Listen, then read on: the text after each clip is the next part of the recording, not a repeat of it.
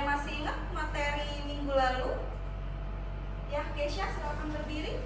Baik Ibu, terima kasih. Jadi materi kita minggu lalu itu terkait pemanfaatan KA dalam mind mapping, pemanfaatan KA dalam dunia pendidikan Ibu. Nah contohnya sebagai Keisha sendiri, Keisha itu anak penelitian Ibu. Jadi Keisha menggunakan website Science Summary Ibu, digunakan untuk merangkum jurnal atau dari satu atau beberapa jurnal dalam membuat suatu penelitian Ibu. Terima kasih. Oke, good, thank you Keisha. Minggu kemarin kita bikin mind mapping ya tentang pemanfaatan KA. Ada yang kelompok bahas di bidang pendidikan, bidang kesehatan, kebudayaan dan lain-lain. Lalu hari ini Ibu bakal tanya beberapa pertanyaan ya. Apa yang langsung terbayang saat kalian mendengar kata presentasi? Oke, Kiara.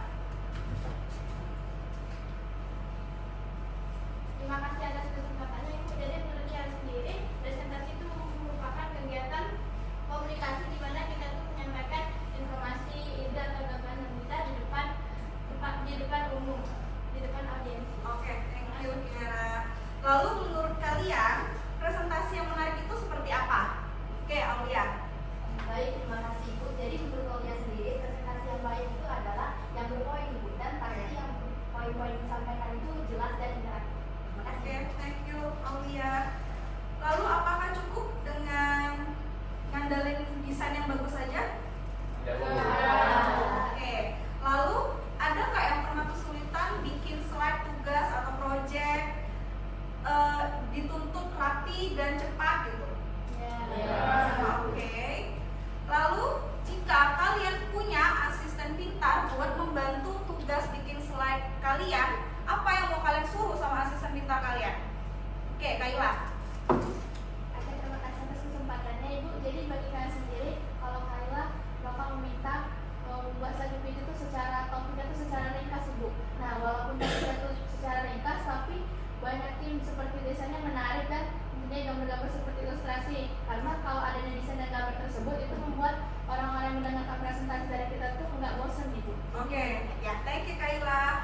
Nah, sesuai dengan pembelajaran hari ini, kita bakal praktek langsung ya, bikin aplikasi KA yang buat slide presentasi kalian cepat langsung jadi gitu. Tapi tetap nanti kalian harus evaluasi ya, karena kita kan kita nggak harus terima mentah-mentah ya apapun itu info dari KA ya. Oke.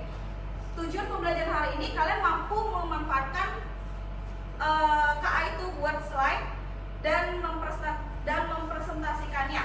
Oke? Lalu hari ini Ibu tunjukin dulu ya. Ada PPT, ada 2 PPT. Oke, kalian ingetin dulu ya. Kalian ingetin ini misal PPT yang pertama. Oke, ini PPT yang pertama tentang sejarah Kota Palembang. Nanti bertanya ya, kalian amati dulu sama PPT yang pertama, sama yang kedua.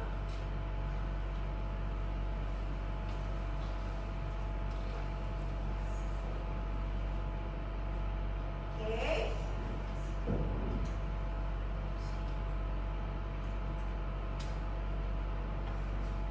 Sama-sama tentang sejarah Kota Palembang.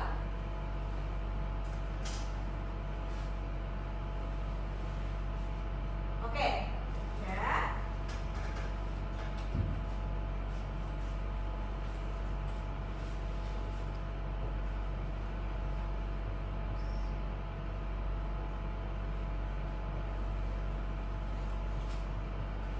Lalu, menurut kalian mana yang lebih efektif dan interaktif?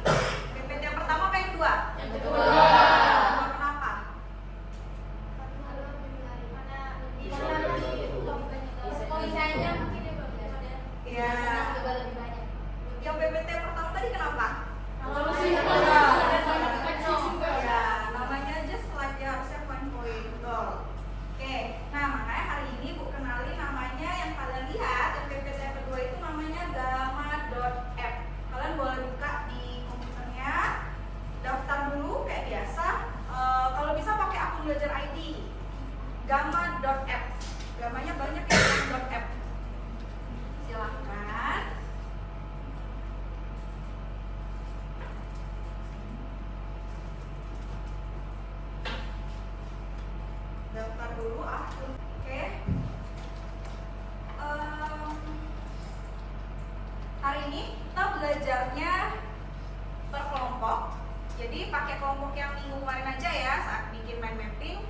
kalian boleh diskusi dan boleh nentuin satu kelompok di salah satu topik ini.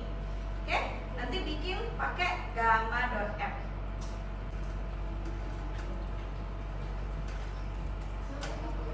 Ya, ini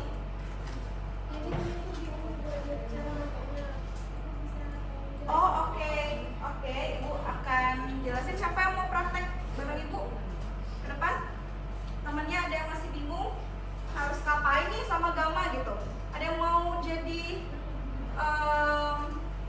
peraganya? Ibu bakal bimbing kok.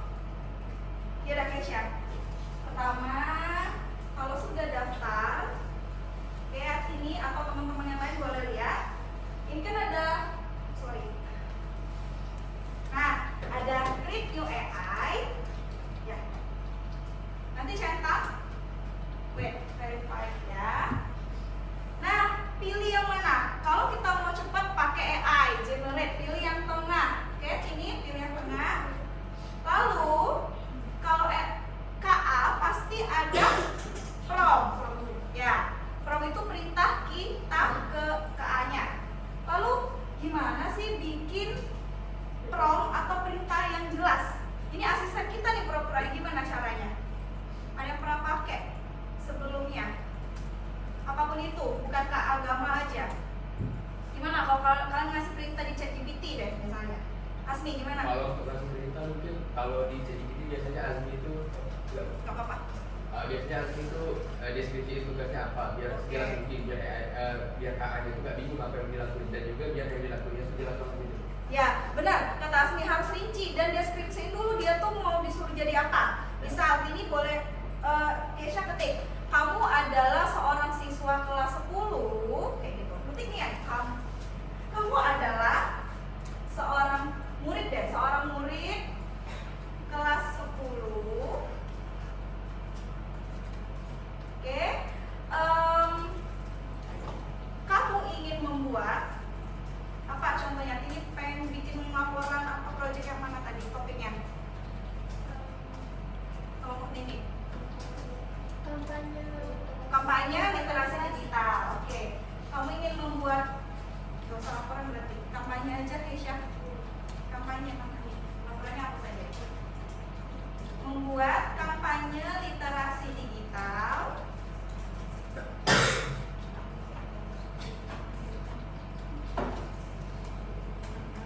Terus apa lagi perintahnya? Mungkin ada di spesifikasi lagi. Ya, tentang apa nih? Tentang kejahatan siber kah, keamanan akun digital kah, atau apa? Misalnya ini.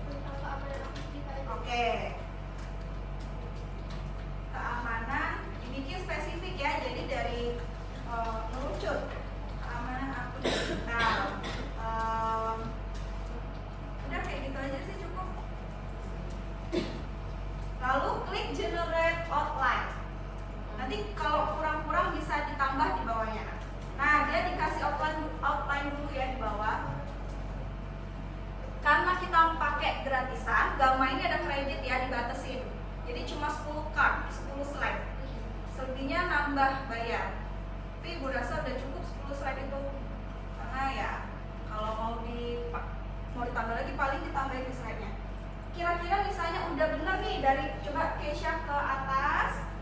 Misalnya, nah ada judul, lalu kedua isi, kita proses aja, terus visualnya coba ke bawah lagi. Oke, itu tema, terserah kalian yang mau tema apa, nanti di browse sendiri. Coba kita pilih yang mana, Kesha misalnya.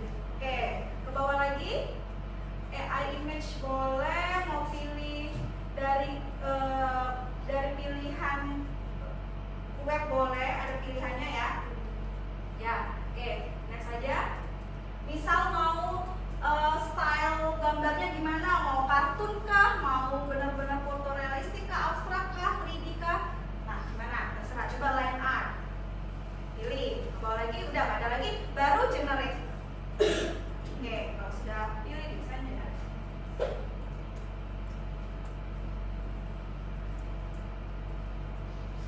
Oke, tunggu bentar, dia bakal generate. Karena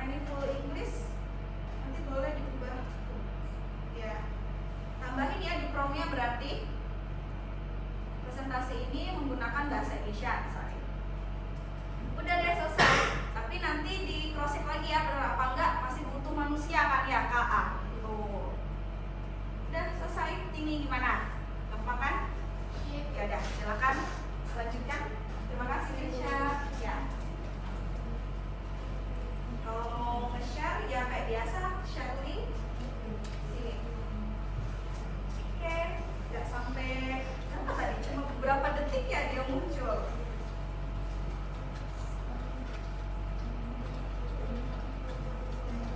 Apa? Iya, tuh. Satu anak aja. Pokoknya kalau prompt kalian jelas, dia pasti hasilnya akurat. Terus periksa lagi isi desainnya, periksa lagi konteksnya, bener nggak? Kalau nggak penting ya udah delete, diubah gitu aja. Ya kemudian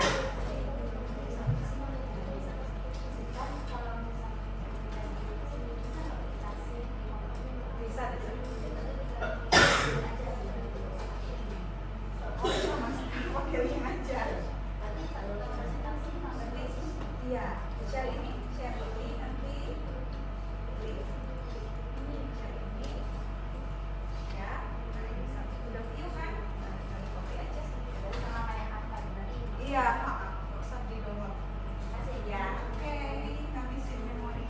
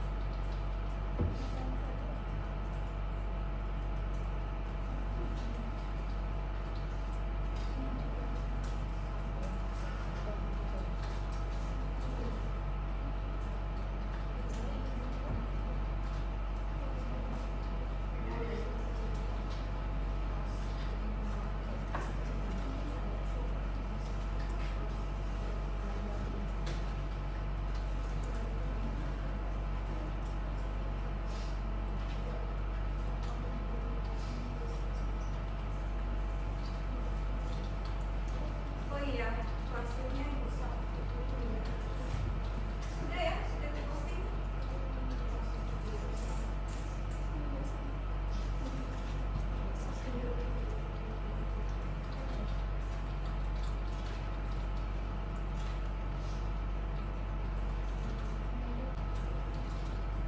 Lebih seru kan ya? Lebih interaktif ya, praktis. Walaupun template-nya yang masih banyak tanpa. Harus bayar karena ini gratisan. Kalau ibu tadi yang Palembang tadi fotonya ibu dari web image ya, soalnya saat ibu coba AI agak gimana gitu gambarnya, nggak Palembang banget. Iya.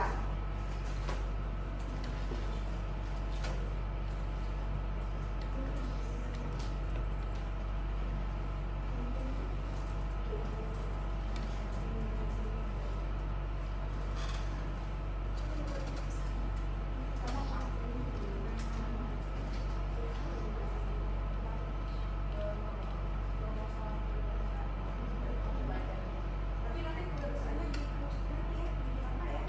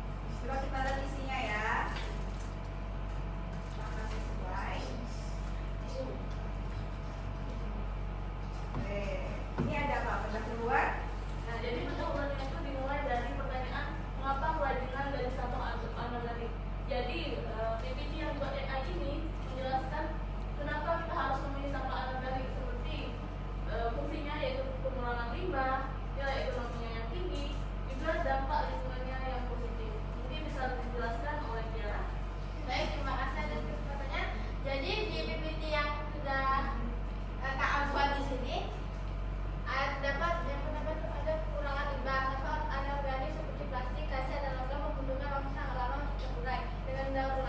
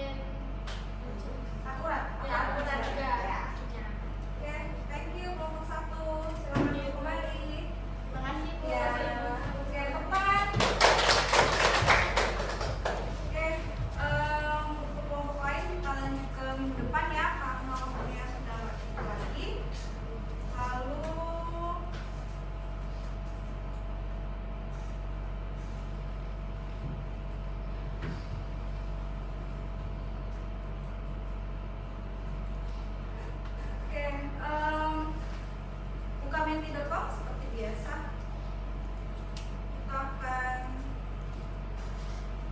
lihat refleksi dari pembelajaran hari ini. Yang pakai HP boleh di scan barcode, yang pakai komputer code-nya 2538138. Silakan refleksi dari pembelajaran hari ini menggunakan KA untuk presentasi digital.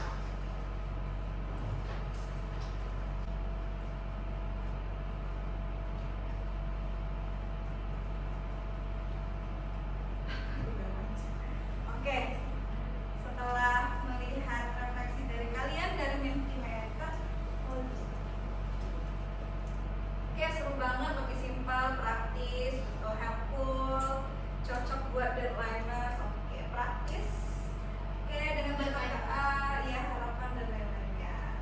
Oke, semua kelompok ibu sudah lihat, sudah bagus semua. Cuma ada beberapa kelompok yang promnya belum jelas dan maka hasilnya tidak terlalu sesuai, apa-apa. Intinya dengan bantuan KA mempermudah kita ya, tapi nggak boleh juga terlalu bergantung sama KA. Hasil KA itu belum tentu benar, jadi masih butuh manusia untuk mengevaluasinya. Nanti kalau kita terlalu bergantung sama KA bisa bahaya juga dampaknya buat orang lain gitu. Nanti misalnya kita bikin presentasi cuma terima beres gitu ya, ternyata informasinya salah, kan merugikan orang lain, jadi dampaknya itu. Oke, untuk materi minggu depan nanti kita bikin konten. Nanti kita gunakan beberapa perangkat KA, jadi dari text to speech, text to image, nanti image to video, nanti kita bikin jadi satu konten pakai KA. Dan pastinya promnya juga sama kayak kita belajar hari ini, kita mengetik prom itu jelas-jelas, deskripsiin dulu dia siapa, lalu maunya kita apa, sebagai apa, dan rinci konteks. Oke, ibu akhiri. Wassalamualaikum